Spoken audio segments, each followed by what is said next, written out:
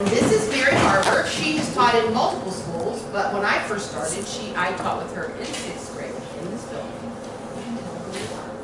I was in the classroom right across the hall. So what we have done, we have read old newspaper articles all last week. Like how? 1925, 2000, a lot of them are Betty Planks as well, so those were new. And so this is the morning class here. So they developed their questions, total. And then from that, we looked at who our guests were.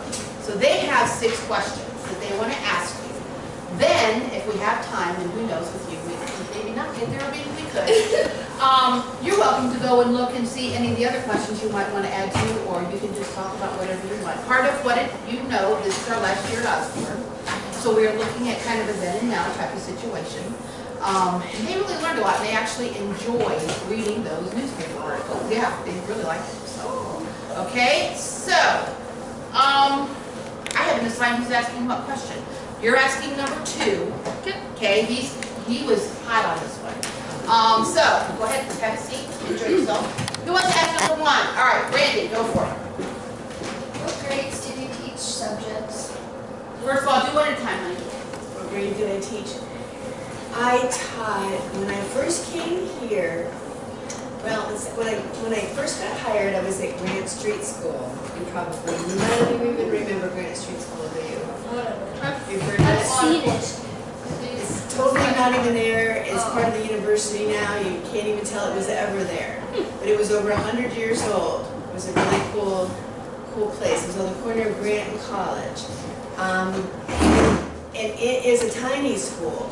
And so there was only one of every grade level.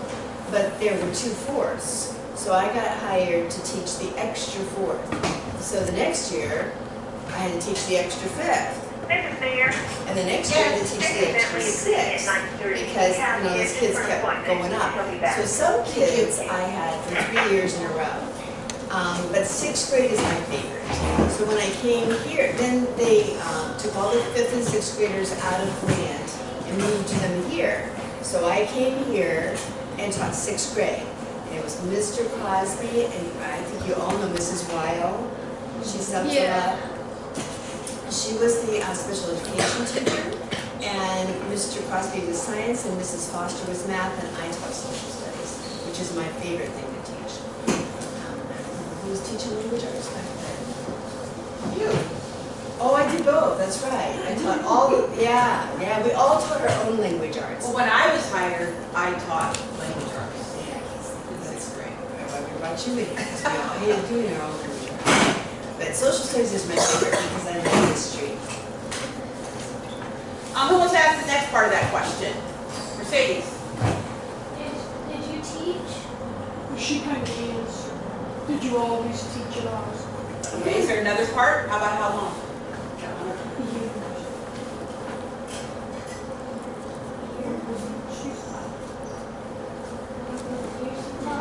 How many years? I taught 30 altogether. I taught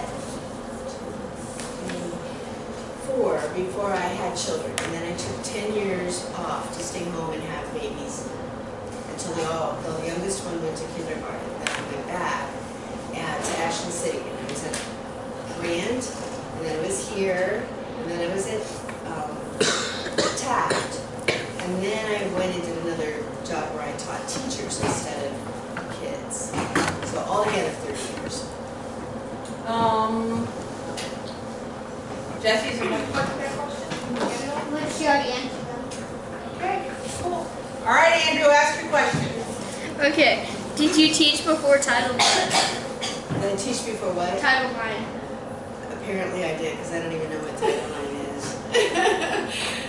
But tell me what, can you tell me what Title IX is? Yeah, it's basically where girls didn't do the same things as boys. We read an article that talked about Title IX, and I was going to school before Title IX has to do with sports. So Title IX says whatever boys sport you have to offer the same girls sport. So some of the article we read talked about girls didn't have the same opportunities, and that really hit Andrew hard. And that was the question he wanted to do. Well, I went to school during that time because when I was in school, the only sports that they offered for girls was track. That was it, yeah. It was the only thing we were allowed to do. Yeah, it's a lot different now, isn't it? All right, who's asking the next question? All right, Courtney? How did the school change while you were teaching? Wait. Oh, We didn't finish this one. okay, you want to finish it? Yeah, there's 2 more questions to it. How did you feel about it? You know, because it's the way, because it was not when I was teaching, it's when I was in school. It's the way it always was. So you didn't really think about it being different. I went to a Crestview, which at that time was really it's still a country school, but we all farmed. All those farms now have been sold to Amish and Mennonites. But everybody I knew was a farmer. And so we didn't really have time to be in sports. We were busy on our farms. So it didn't really bother me. But I'm glad now that girls are in sports. I think sports are good as long as they don't take an importance over education. I think that makes sense. My grandson, I'm raising my grandson, and he's 15 and he has a lot of learning disabilities. And for the first time ever, he's in sports this year. And it has made an enormous change in him. He's getting all A's and B's. I never ever thought I'd see that day. He's focused, he's disciplined. Even his teachers say, you need to stay in the sport because you do so much better in school, so go figure. So I think, you know, kids don't get enough activity. Like I said, when I was young, everybody farmed. Everybody got lots of activity. There was no such thing as childhood obesity, or we didn't worry about what we ate because we all ate what was good for us because that's what we raised. And everybody was very active. Now, most kids are living in town and they don't get that much activity, so I think sports is very important for that. I think your mind doesn't grow well if your body's not active. And then the next part, the last part, is how did it affect the girls? How do you think it did? I don't know. Like I said, for my situation it was different, but if I try to think about inner city schools or other places outside of where I went to school, I would imagine that they felt kind of like the black people felt during after the Civil War. Left out, ostracized, yeah. I would think it was that would probably upset a lot of girls. Okay.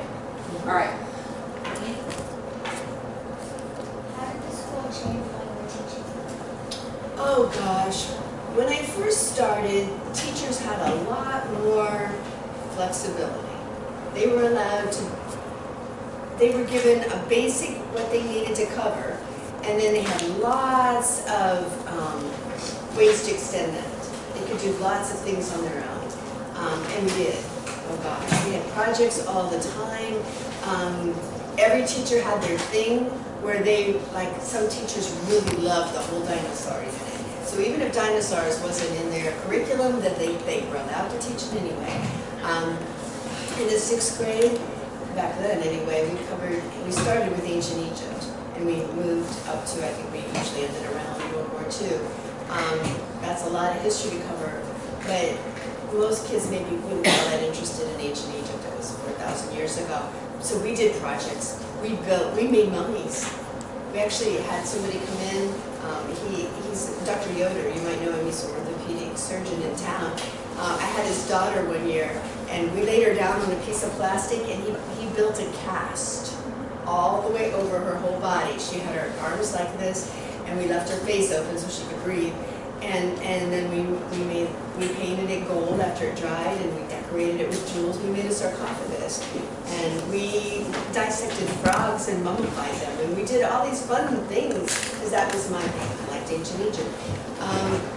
Now, as time went by, testing became more and more and more important, and teachers were given much stricter guidelines on what they had to follow. And it kind of took some of the fun out for teachers anyway. All right, who's next? All right, Madison. How much How much homework do you would give? I'm sorry, say that again. How much homework do you would give? How much homework did I Did you give? give? Did I give out as a teacher? Yeah. Anything. It varied. I tried to always give time in class to do it, to at least get started on it. I don't know, probably average about an hour a night.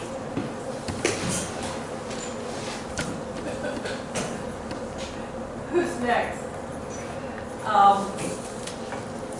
Kelly.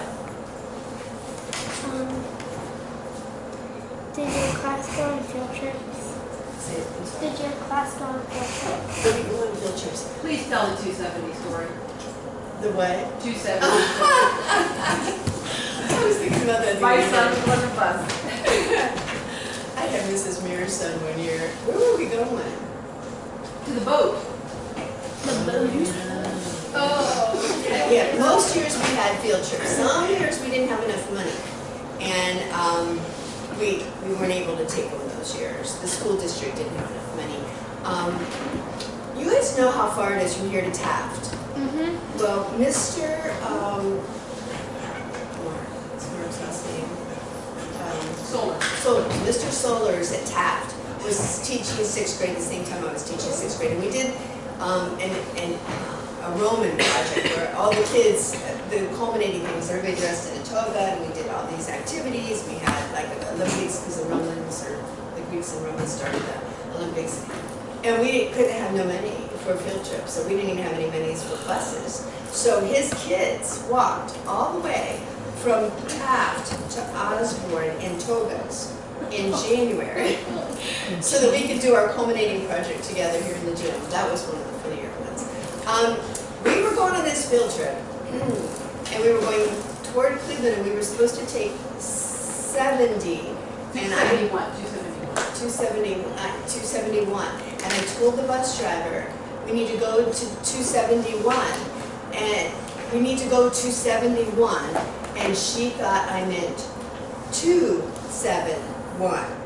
So we ended up far in another state, almost to Indiana? That's right, Pennsylvania. Miss Waddle told us that. Oh, did she tell you that too? Yeah. That was, yeah. You told more detail though. Yeah, it was pretty funny, because if you think about it, 271, and everyone thought about it, that could be misconstrued. So, yeah, we ended up way out of our way, we were rather late. Yeah. Write it down next time. Okay, one boy. All right, Caleb, go for it. Did your classes go? Oh wait. Did you ever paddle a student? Why would they paddle? I never paddled a student. My first year teaching, I was in Mansfield, I started in Mansfield City in kind of a rough neighborhood, and I was fresh out of college. I turned 21 like 2 weeks before school started. I was really young. And I got hired at the last minute, like a week before school started, to take the place of a teacher who had, she had a mental breakdown from the class I was getting ready to take. So it was a little nerve-wracking. I never taught before, didn't know what I was doing. And I had this young man, his name was Tim. And he was very, very, very difficult. Very difficult.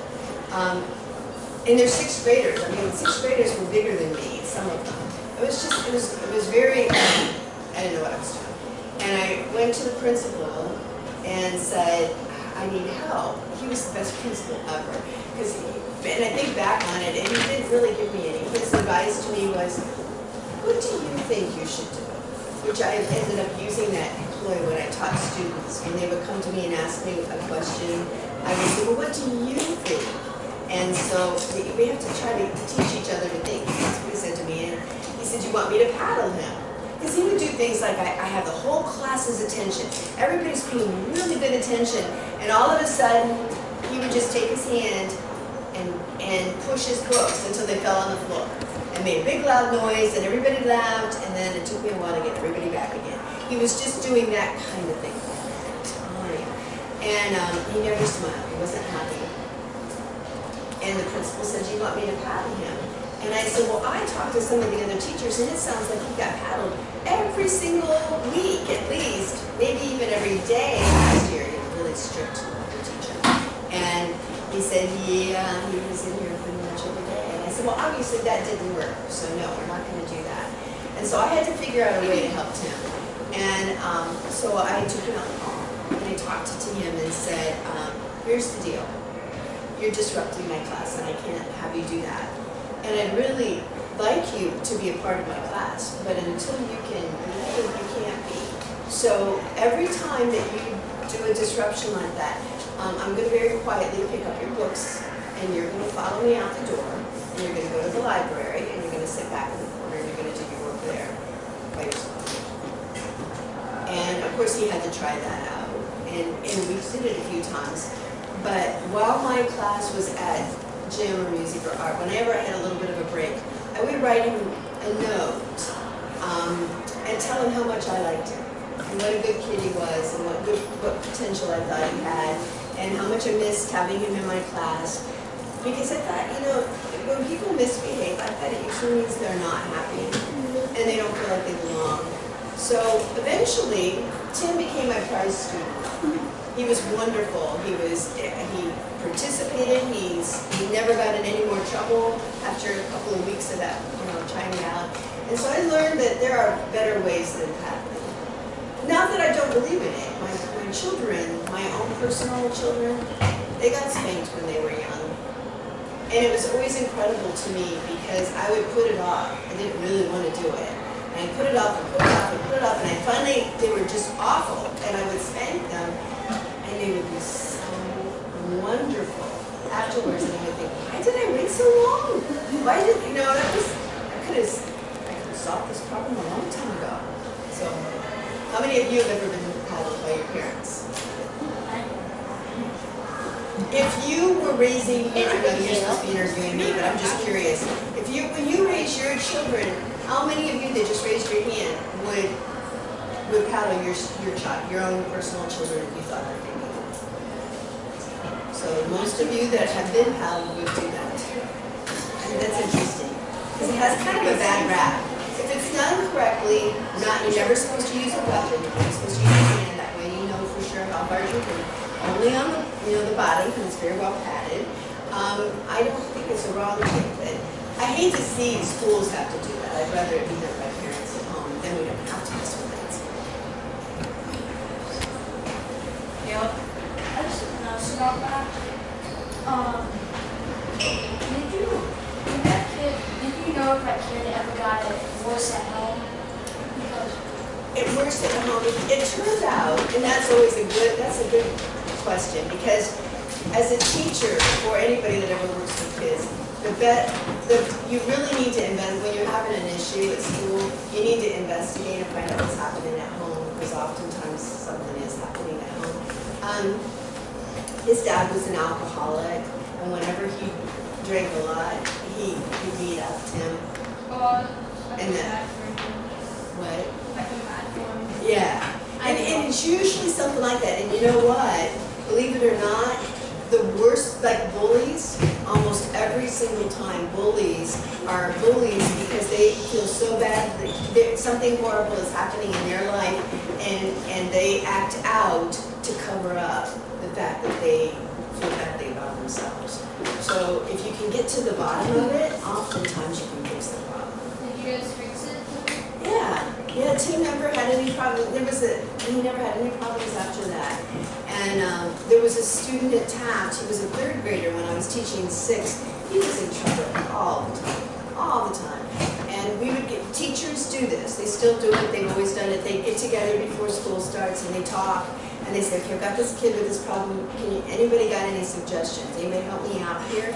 And and so they decided to send him to my class during recess, because recess is when he got in so much trouble.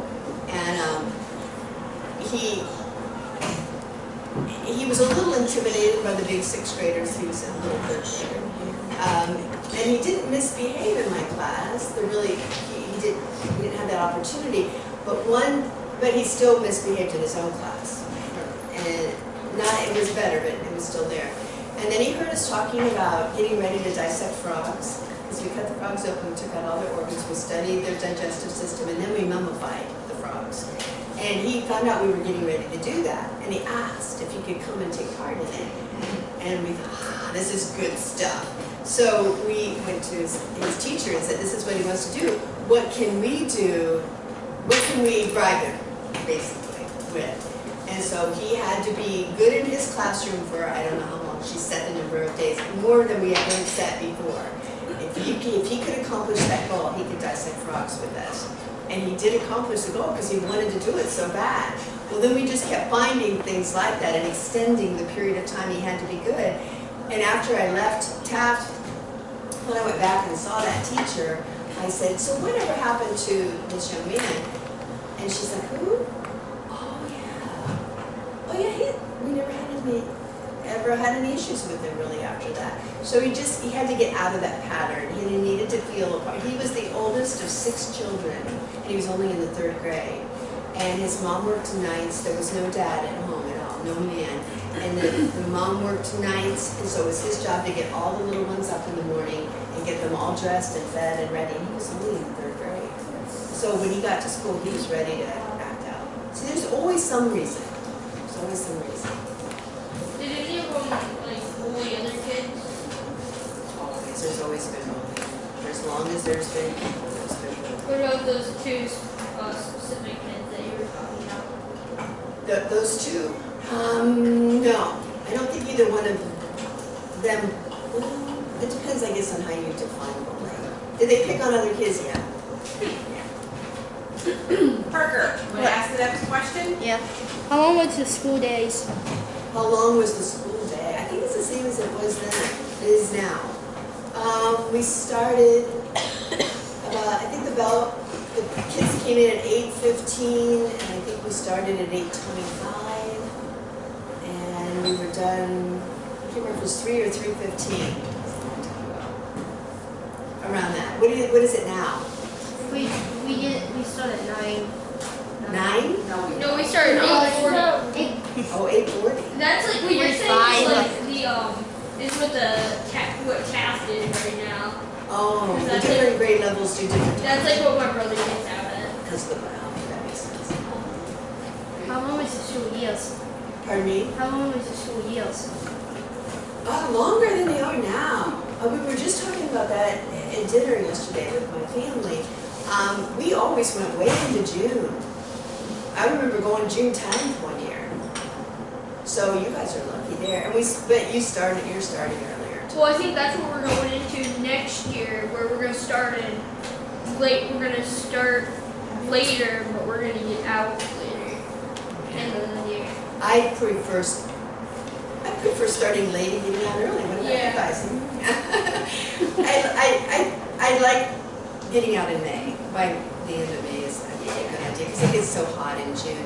But starting in mid-August is pretty hot too. Do you ever have to make up snow days? Pardon me? Do you ever have to make up snow days? Oh yeah. Usually back then, if bad snows, like I taught the year of the blizzard, and we missed 2 solid weeks of school in a row. The state forgave it, and we did not have to make that up because they forgave it a lot more often back then than they do now. That's all the official questions. Brandy, did your question get asked that you wanted that we didn't do? Which one? Yeah. It was. Anybody else have one that's up there that you really wanted? You say?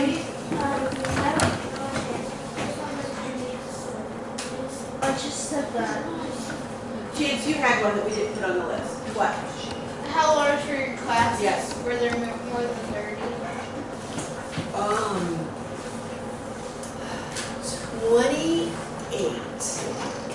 28 was the maximum that we were allowed to have, and most of the time I had 28. For quite a while, I team taught with Mrs. Wood, and she was a 5th grade teacher and I was a 6th, and we combined our kids together, and we taught together as a team, and so we had 58 kids. How don't you talk about that co-teaching that you did that, I'm not sure. We she was able to started see that here at Osborn. Mrs. Wood was teaching 5th grade down the hall, and we were friends. And she wanted it. She had been reading about this multi-age thing. You guys ever heard of that? We've had it here in Ashland. Is there still a unit? Probably not anymore because of the way it is.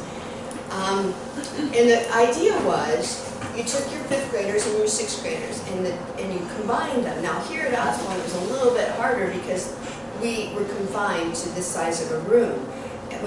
Later on we did it at Taft, and we were in the addition where you could open up the walls between the rooms. So we were in a room like that, and we kept our wall open all the time, and so we mixed the kids all up. But our kids were mixed up, sometimes by ability, but most of the time we were just always mixing them up differently. And so she had a group of 5th and 6th graders, and I had a group of 5th and 6th graders, and we did a lot of theme-based units, like the Ancient Egypt thing. So for 2 months, we did Ancient Egypt. We did it in everything. We did it in math, we did it in, so in math, the ancient Egyptians were incredible mathematicians. Modern science doesn't know how they built those pyramids so perfectly and so tight that you can't even put a playing card in between the rocks. They're that tight together.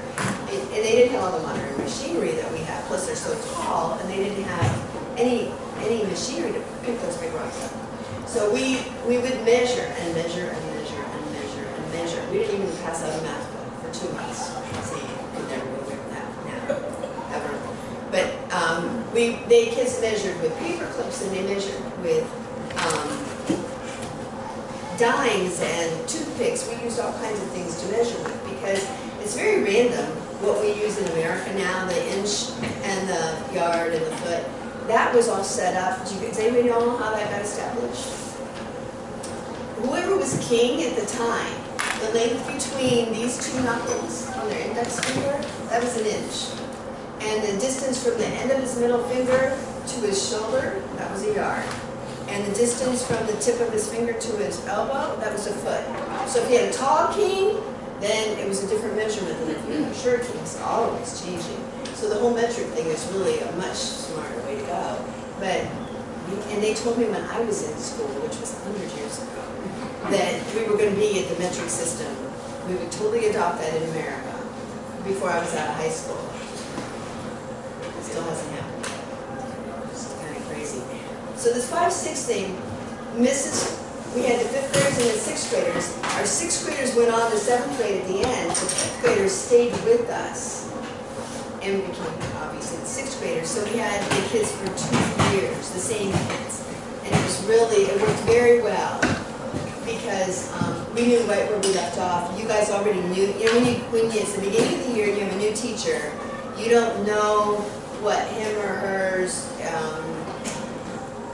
breaking point is, like how much you can get away with. Can you chat a little or not at all or a lot, or can you just ask a question without raising your hand? You don't know. There are rules, and they already knew us, and we already knew them. So we started right where we left off, and we felt we accomplished a lot more. It was kind of fun at the beginning of the 2nd year to hear the 6th graders advising the 5th graders. She hates it when you do that. Or, oh, we don't do it that way. We do it this way. And so it was kind of neat. They helped us teach without even knowing they were doing it. So we did that for quite a long time. And then I got hired at a different job and left, and Mrs. Wood had different partners for a while. Mrs. Valentine, actually. Yes, yes. Is she here now? Yes. Oh, okay. Yeah, Mrs. Valentine was over. All right, you have a question? All right, go for it. Did we ever go to a Tom Thumb wedding? We read about a Tom Thumb wedding. That they had those in school, and none of us know what they are. I don't think she's old enough. I see the question about Yeah. slates and chalk. Oh, I'm so glad I'm not that old.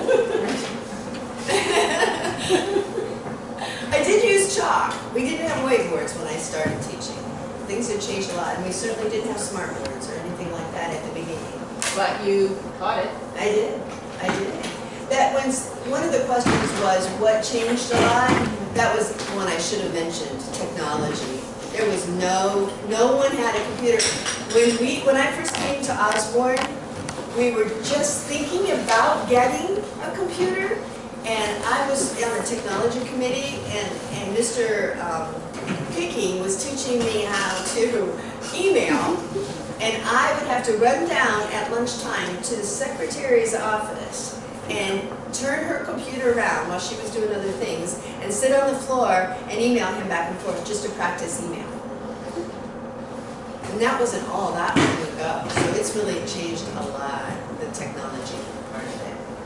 Brady, do you remember yours? Did you ever say a prayer or scripture with your class? When I first started, we did the Pledge of Allegiance and the Lord's Prayer. And that was legal. And that was legal. And I remember the superintendent came to see me one time, because he said he got a letter about me, and he wanted to ask me. He said, this person that didn't sign the letter, he said, usually if I get a negative letter from a parent and they don't sign it, I just throw it away. But I thought I would check on this. He said, you're teaching the 10 Commandments. I said, yeah, I am. And he's like, oh. And I said, and the Code of Hammurabi. And, I said, it's in my social studies book. He goes, it is? I said, yes, it is. Look, it's right here. And I showed it to him. And he's like, oh, okay. Well, that solves that question then. I'm sure it's not in your social studies book. So I wish. and it's too bad. I think that those at the high school level, they do world religion, so they recognize where. Well, this was important. It was the introduction, and we were talking about the different religions, and the Code of Hammurabi was actually the first kind of 10 Commandment. And so we learned about that. It was only right that we learn about what came later. I mean, it's history. Well, we don't do that stuff now. I know. Mercedes, which one did you want? What years were you at Osborn? What years was I?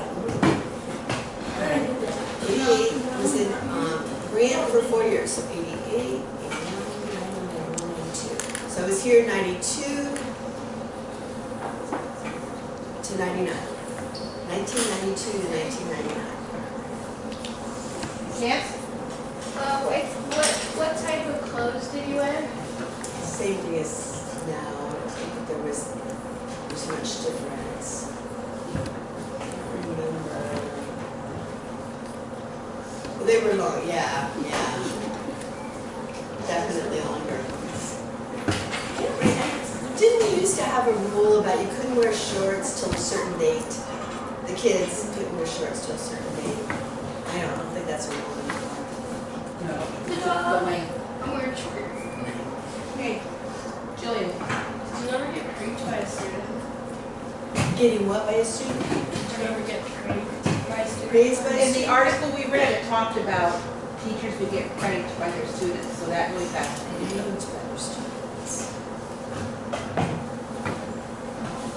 The only one, and it wasn't really a prank. Kids would play, they would play tricks on me sometimes. But they were all in fun, and it wasn't anything bad. The one that I remember the most is one of the years when we didn't have enough money in the school district for me to buy frogs to do the dissection. But the kids really were looking forward to it. And we have a lake at home, so I got the bright idea, not a bright idea, to use fish. We have a whole lake full of fish, right? They're free. So my son was happy to fish for me. And I brought fish in to dissect. Well, I taught 4 social studies classes that year. There were 4 6th grades. And all day long, we dissected fish. I went down to the office at noon, and the secretary, Richards. yeah, Mrs. Richards, she's like, oh, what is that awful smell?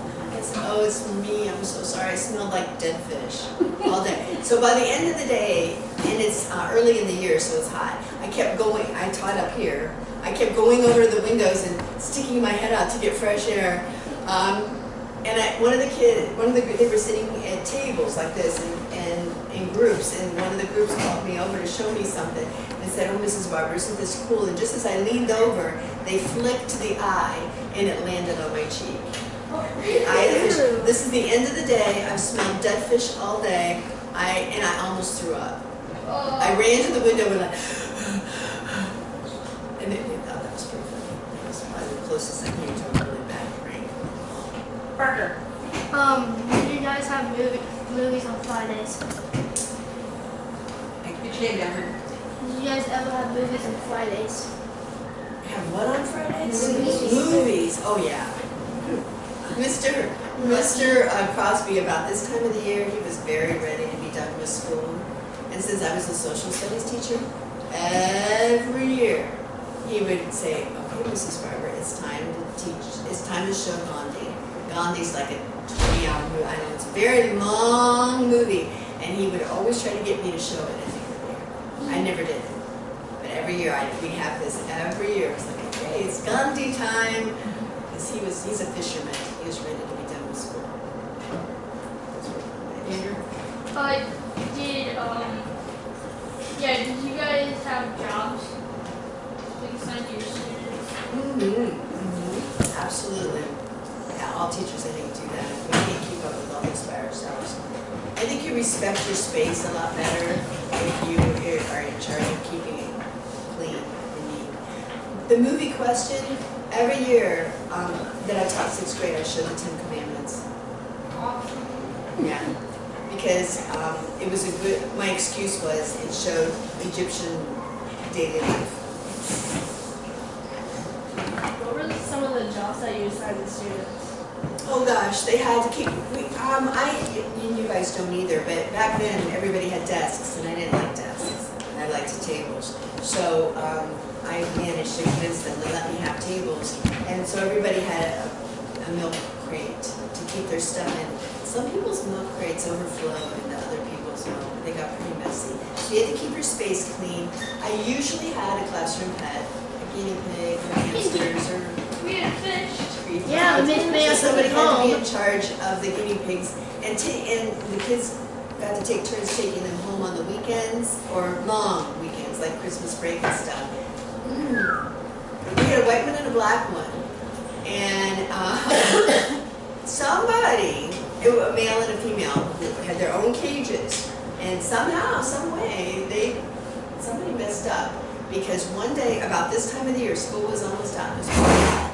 And we were working on a project. My kids were going back and forth to Mrs. Wood's room, and I was in her room. And one of my students came and said, "You got to come right away. The guinea pig's dying."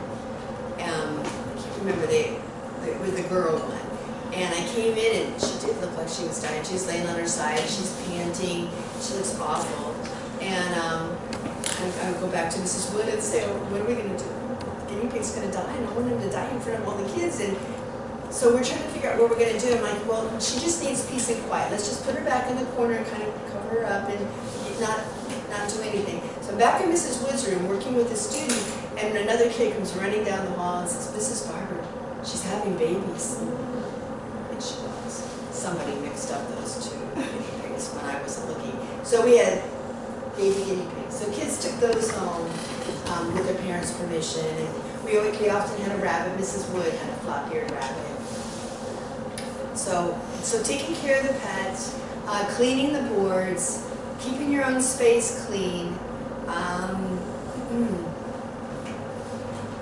Those are the ones I remember the most. So wait, did they get to keep the babies or? Yeah, it was bad enough to have 2 guinea pigs. I didn't want to have 14 guinea pigs. I knew there would be 35. 30, yeah, exactly. Andrew. Did you guys have like safety patrol?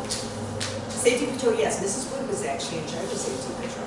One year she talked me into it, but only for one. She was very good. She was out there, yeah, definitely. And all the buildings, there was safety patrol. So you still have that? Yeah. Oh, you do? Yeah, we do. So when we did safety patrol, did the teachers do it or did the kids do it? Well, the kids did it, but there always had to be a teacher in charge to make sure all the kids were trained and in their proper locations at the proper time, doing do what they're supposed to do. Because we have to do it down there by Best Western, down here by the playground. But all teachers, she never out there. She always sits in the flag. Because you do it, it's the end of the year, she figures you already know what you're At the doing. beginning of the year, she was never out there. She trained us once and went on. You must have trained very well then, because you were able to handle that. I don't know. Then you guys have flags and sashes. Yes. You had to have some to wear, yeah. What color was it? White. Yellow? We have like Yellow or orange? Concussion, We have like mine these. is Green? Yeah, they were definitely not, like that neon green. But everything looks like simple. yeah, that's kind of orange. Just studying that. Yeah. Were you ever a student at Osborn before you were a teacher? No, I went to Crestview the whole time I was in school. Did you guys have early release? We did, and sometimes we had late starts. What's that? Just like an early release, only come later. So the teachers did their in-service in the morning before you came for an hour. I can't remember how long they lasted. I don't remember that. We used to do it each way. How many classes did you take? Two, I think. I think there was a morning one and an afternoon one. Really? And noon, so three actually. Lucky. That's what it says up there. Some kids used to get 3. We only get 1. Just at noon. And then the 4th graders get Friday club. Three didn't we? It says wide. But that was before. Testing. Dude, I love testing. We should count time as BT and AT before testing and after testing. Someday they'll figure out that you're testing too much, because that's the way education is. It goes in circles. Now they think that this is a great idea for a while, and then they decide it's not. Like for a year, and then it's like, oh, throw it out. That's not. One game is to do students by Tell her why you're asking that question. What did we learn?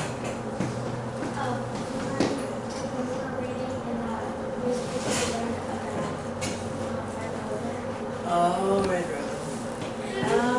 I played that in school. We didn't play that with students. They still played Heads Up 7-Up on indoor recess. And we had board games, chess and checkers and sorry and those kind of games. Dominoes. When I was in school, we played jacks, but that was an old, we don't do that. I haven't done that in a long, long time. And outside, the same things you guys probably do now, soccer, basketball, baseball. This is a two-parter. Did you guys play Foxy Face? You read about that? I think I remember playing that in elementary school. Isn't it like cat and mouse? Yeah. That's what I thought. Or not that much different from Duck Duck Goose. Yeah. There's always a person chasing and a person being chased. Yes. What kind of desks have Tests? desks? Desks. Like this Most of the time, the top raised up and the stuff was inside. Sometimes there were shelves along the side of the desk. Yeah, like that. And sometimes they left it up. Actually, I preferred those for two reasons. That kids would lift their desk and they would slam them down sometimes. It was very irritating. And I could see inside just by walking around the room if somebody's desk needed cleaned up. And did they have like solid desks for lefties? For people that are like left-handed? Not that I remember. Kelly. Do they now? No. No. We use these, and they don't have the. Do you use tables in all your classrooms? No, we have desks over there. This Mayo likes the tables. I don't. So we read an article that they used to have desks where you would have a right hand right here on the side that said Eclipse. And it had your, I think it had your dip where you put your ink. Or your ink pen, yeah, definitely. the That was way before my time. What does Eclipse stand for, do you know? I think it's a brand, but article said it had it written on the desk Eclipse, and they want to know what Eclipse was, and I said, well, there'll be a group later this afternoon that may know, but, you know, I don't know. Is there any, we've got 15 minutes for, is there anything you want to tell us? Mary, can you talk to them about Mrs. Wood or not? Oh, sure. I don't think they know her. Yeah, Mrs. Wood was my team partner teacher, but she was also one of my best friends. And we have very different personalities. Very different personalities. That's another statement, that's good. Yeah, very. But so did my husband and I. I don't know, think about your parents. How many of you think that your mom's personality is very different from your dad's personality? Oh yeah. Oh, yes. And out of you who have your hands up, keep your hands up. Only put your hand down if your those parents that you're talking about right now are not married anymore. So most of you kept your hand. See, that usually works. It usually works to have opposite personalities. It can cause some conflict, but we were just talking about this yesterday at lunch too. How when one parent kind of loses it, and they have just had it. Usually the other parent becomes very calm. See, you're nodding your head, so you see that happening. Very rarely do both parents lose it at the same time, and then you better head for the hills if that happens, because it's bad news. But Mrs. Wood and I were like that, as were my husband and I. And she had a little bit shorter. She was sitting here. She would agree with me. A little bit shorter fuse than me. I was usually a little more laid back, but sometimes I had it. And we had a code, and the code was if she was just like very, very upset, we took all of the behavior handicapped kids and the special kids. Special ed is that it? Yeah. So we had kids that had learning problems. We asked for all of them, and we got them gladly. But we also had some behavior problems. So it was hard to keep everything going with 58 kids too. Okay. So sometimes she lost it. We both did. But our thing was, if Mrs. Wood was having a bad day or a bad time, I would just say, walk over and stand in front of her and say, okay class, we're gonna do something different for a little while here. And I would turn to her and say, go for a walk. And she would do that. We just knew. And she would take a walk in the hall and calm down, and she'd come back and she'd be fine. And that happens, not very often, but it almost always happened that way I just said. One day, I don't even remember what was happening. I have no idea. I couldn't tell you, but I was having a really bad day. And it was just escalating. It wasn't getting any better. Everything was making me really mad. And Mrs. Wood did that for me. It was so funny. I'll just never forget it. She came over and she bumped into me and she said, okay class, we are gonna, I want everybody to pull out their science book. We're gonna do something a little different. Because Mrs. Barber has an errand to run. And I just looked at her, because I wasn't used to her doing that to me. And I went, I do not. And she goes, yes, you do. And I went, oh. So I took a walk. Long walk, all around Taft School. I came back and I was calm and ready to go. But we laughed and laughed about that because it didn't usually happen that way, but I really did need a timeout. So we worked well together. She was very she would forget where she put things. A lot. She was kind of disorganized. How many of you are disorganized? Yeah. Me too sometimes, but in school it usually wasn't too bad. And her favorite line when I needed something from her, Mrs. Wood, we need that form, we have to turn it in, do you know where it's at? And she says, it's in a very special place. That was her favorite line.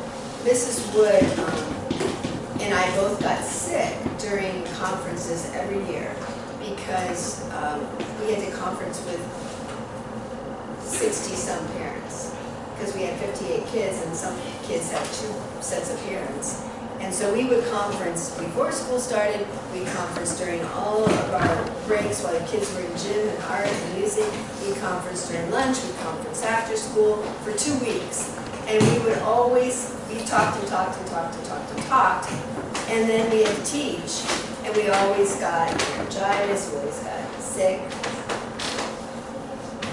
And one year when I was at this last job I did, she sent me an email and she said, can you believe it? I sent her an email and said, can you believe it? I'm not even doing conference, it was conference time. I'm not even doing conferences and I'm still sick. How do you figure that? And she emailed back and said, I'm sick too. And then she didn't get better. And she went to the hospital and her husband was sure she had pneumonia. She didn't have pneumonia, but she was pretty worn out, and so the hospital kept her for a while. And then they thought she was better, and they sent her home. And she told her husband to go on. He was a teacher too at New London, and she told him to go on and go to work. That she was feeling much better. And she said, I'm just going to lay here on the couch and take a nap. And when he got home, she was still on the couch taking a nap, and he thought, wow, that was a really good nap.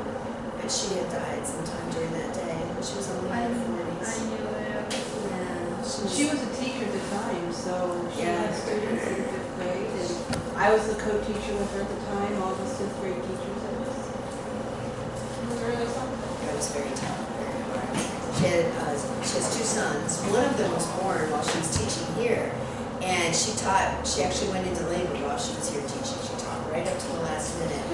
Climbed all these stairs in this heat. Well, I think he was born in the winter time, but she was a pretty amazing lady. Is there anything else you'd like to tell us? Let's see.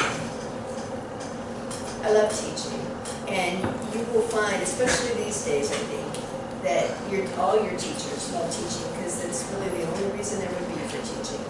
You don't make a lot of money, and it's hard to follow all the rules that they give you to follow. So every teacher that's left teaching is here because they really love it and they really enjoy you. And I miss that. I do. I miss kids.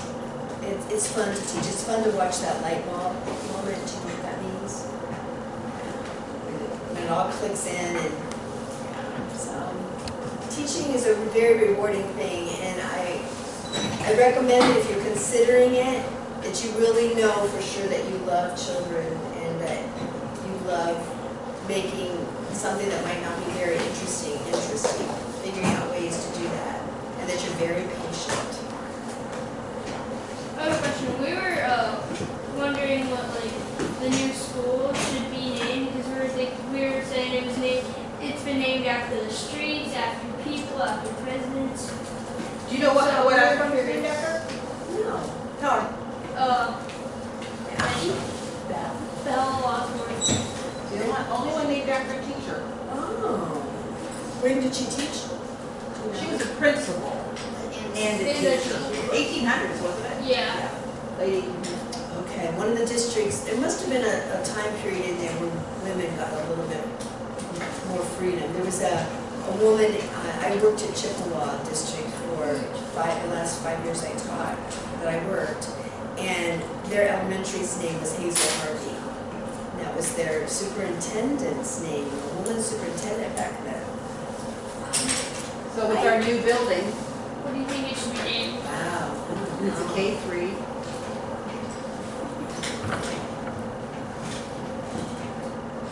No, I didn't think about that. give her some of the ideas. Go ahead. What do you Some of the ideas that the district is thinking about for the name. Actually, I think it's going to be revealed tonight at the board meeting. Really? Yeah. Was it supposed to be named after the president? Remember Parker? Do you remember Randy what he I said? remember. John Glenn is one. I know one. Who else? Another one, Parker? Neil Armstrong. Neil Armstrong is one. Some Ohio heroes. Do you remember? Wasn't it going to be named after like the field that's Duck Field is another possibility. Was it just your idea, or did they say about renaming it Lincoln? No, this was their idea. Possibly since we're losing Lincoln, maybe rename it Lincoln II. I don't know. He was your idea. Parker? I have a question for Miss. Okay. Language arts, right? I taught social studies in what? Language arts. Language arts, yes. Can Mrs. Weil teach math and science? No, Mrs. Foster at that time was here, and she taught math, and Mr. Crosby taught science. And we all taught our own language arts for a time, and I did all the social studies. So we changed classes like you guys do. I actually learned something about myself that year. I do not like, in fact, I almost went to the middle school to teach because I loved that age of kids, 6th, 7th, 8th graders. But I didn't go because I got really sick and tired of hearing myself say the same thing 4 times a day. So even though I love social studies, teaching it 4 times in one day, I did not. Some teachers love that, but I was not one of them. I like to change it up. And by the time the 4th group got there, it would be like, oh, you guys, just ask the other kids. I'm tired of hearing myself say this over and over again. I wasn't cut out for that. But that's how we did it for a few years. Yes. Actually, I have 2 questions. One of them was, so the Miss Wood, she died when she was in her 40s. So then, do you know how she died? Like, was it You know what? cancer? No. They never figured it out. It might have been They never figured. They even did an autopsy to try to figure it out. She didn't have pneumonia. All the things that could kill you that fast. A blood clot could go to your lungs, your heart. No, not that. Not pneumonia. No infection that they could find. No heart attack. They don't. They just don't know. And my second one was,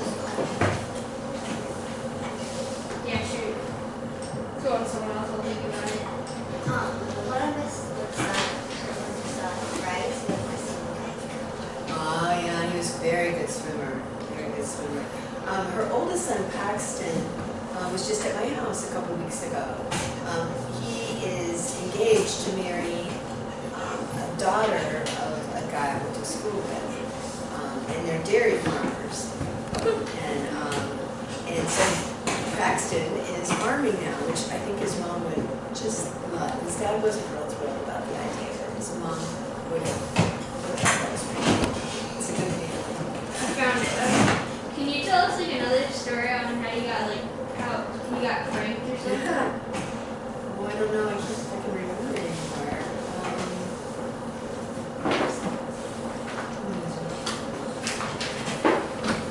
How about this one? What kind of books did you use for reading? Used what we call back then, I don't know if you still do trade books. We did, because again, we had lots of flexibility, I was able to pick out my books. So I always picked out books that went with what we were teaching. So again, if we were doing Ancient Egypt, there was one called the Egypt Game, and there was another one, and I cannot remember. The Egypt Game took place in modern times, and the kids pretended that they were in ancient Egypt. The other one took place in ancient Egypt, and these 2 brothers were, their parents had both died, and the older one was supposed to be taking care of the younger one, but he was actually the older one was robbing graves, because they did that. They stole things out of the tombs during that time, because people were buried with gold and riches and jewels. Grave robbers. And they were great. And his brother, and you got hung upside down from the village wall. It was a big deal. It was a very bad thing to do. And this boy the young boy knew that his older brother was. So that was one of the books. So we read interesting books that went with what we were teaching at the time. And I would always introduce each of the books, tell you a little bit about them like I just did, and then you got to pick the book you wanted to be in. And then you were in a group that read, you were all reading that same book, and I would give you quizzes. Your spelling words came from the book you were reading. Your language arts activities came from the books you were reading. So I had to make up all these different lessons to go with the different books. How do you do it now? Do you all have to read the same thing? Yeah. Do you read trade books? Do you read like paperbacks? Well, kind of, yeah. A lot of our big books are cardboard. Well, like Cardboard. hardback. Hardback. They're made out of cardboard, I'm guessing. cardboard, familiar? They're made out of cardboard. If you look at this, it's cardboard. It's cardboard. It's cardboard. Guys, stay with me. What was the lunch periods like for each student? I think we staggered it, so we didn't have, the kids didn't have to stand in line forever, so it was your turn to go down, the line should have been fairly down. I think you guys had a lot more lunch, there was just one lunch choice back then. I think you have more interesting lunches.